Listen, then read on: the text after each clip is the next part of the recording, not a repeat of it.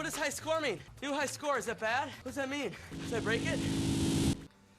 Hello everyone, welcome to Veteran Gaming Raid Shadow Legends. I am Aaron, and welcome to the next chapter of the complete beginner's guide to Raid Shadow Legends that I am creating. And tonight, we are going to be talking about the faction wars. And faction wars are really kind of interesting and something I love about this game because, again, it makes you spread out your roster. You're not able to use the same heroes over and over. You get to play with some new heroes. You learn to love some, you learn to hate some, but it's all a learning process. And that also gives you another chance to figure out where they might be used in other content inside the game. So you might actually learn something that's going to help out your account.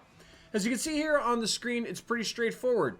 When you're going into the Knight's Revenant Crypt, you can only use Knight Revenant heroes, but you can use anything from the commons all the way up to the legendaries. It doesn't matter. You're going to put your team together, and you're going to try to knock out these stages the best you can. Just like in regular campaign, you do have a 1 to 3 star rating based on how many champions you use and how many champions live through the encounter. You also have these nice little mini bosses every 7 stages. You got there 7, 14, and then 21. And they're going to give you some nice little gifts there if you beat them. Like, it was a rare book for the first one, epic book, and then a legendary book, which is not too shabby. On top of that, you're also going to be looking at getting glyphs and materials. And if you look over here on the other side of the screen, kind of right behind me here, it's going to show you what the glyphs are and what the percentage chances are, right? So that you can get a defense plus percentage glyph to upgrade gear.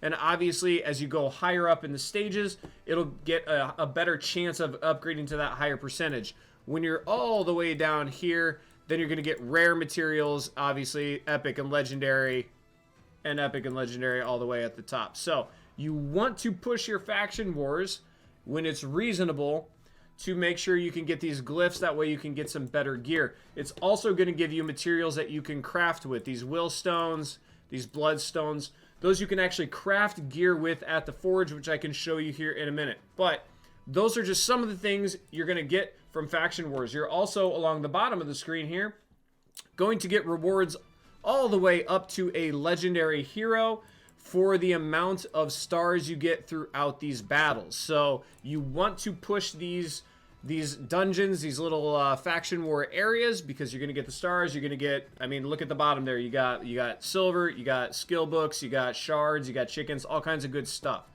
So you do get some very good and very necessary resources from doing your faction wars. The one thing I will warn you is don't let your roster get too spread out. You don't want to sacrifice getting up to that Dragon 20, Spider 20, your clan boss team.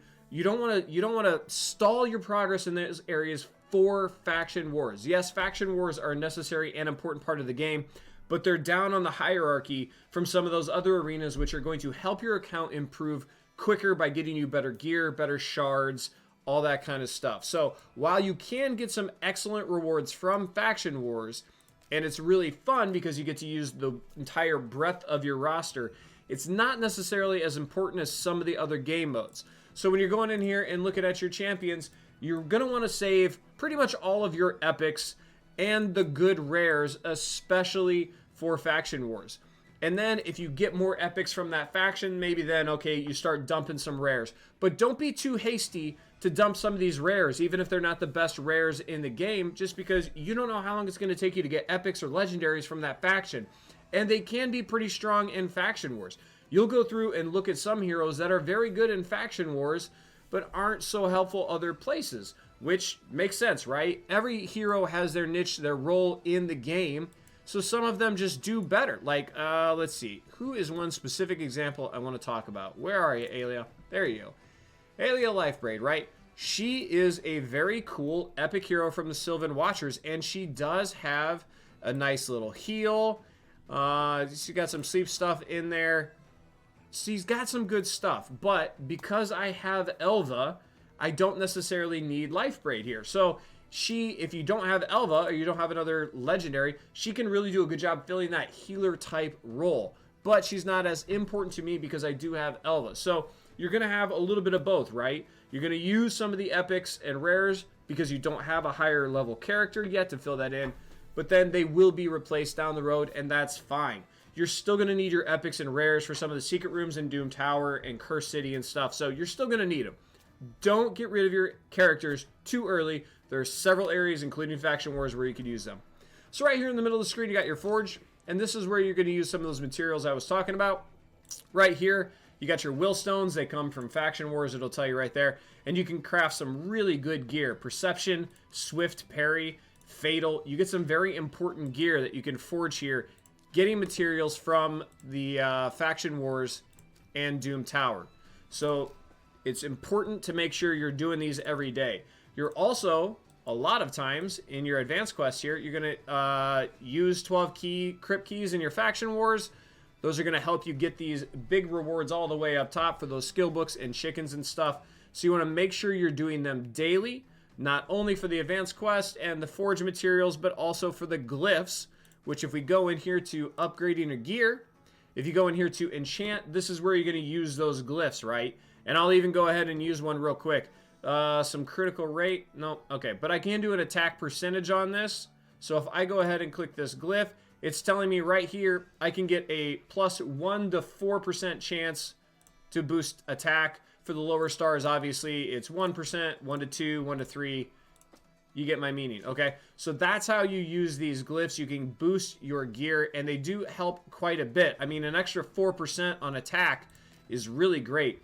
It's really helpful, especially if you have like accuracy, resilience, speed. If you have some of those heroes that need that, that can be the difference maker for you to make sure you're bumping over that accuracy threshold or over that speed. It's also going to help you if you are doing a clan boss. If you're speed tuning for your clan boss team, it's hard to find a piece of gear that's only going to give you like 7 or, you know, like 4 or 5 extra speed. But using those glyphs, you can really hone it in and hit that specific number you're looking for. So can be incredibly helpful.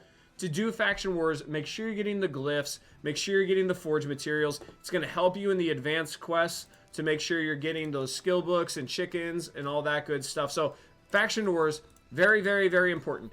Is it the most important game mode? Absolutely not. You shouldn't spread your roster out, right? You shouldn't have a roster of only level 40 heroes because you're putting so much effort into your faction teams and you want to make sure they are all solid. All your rares are solid for Faction Wars, right? You still want to make sure you're top heavy. You're getting your most important heroes all the way up to 60 because they're going to help you in the most game modes, especially the important ones, Dragon 20, Spider 20, Clan Boss, all that good stuff. So use your Faction Wars keys. Make sure you're getting those materials to help out your gear, but it's not the most important game mode. So hopefully this helps a little bit, gives you a little bit of information on Faction Wars and how much effort and emphasis you'd be putting on them. So if you enjoyed the video, if it was helpful, please give me a big thumbs up. Don't forget to subscribe to the channel so you don't miss upcoming content. And as always, have fun, good luck.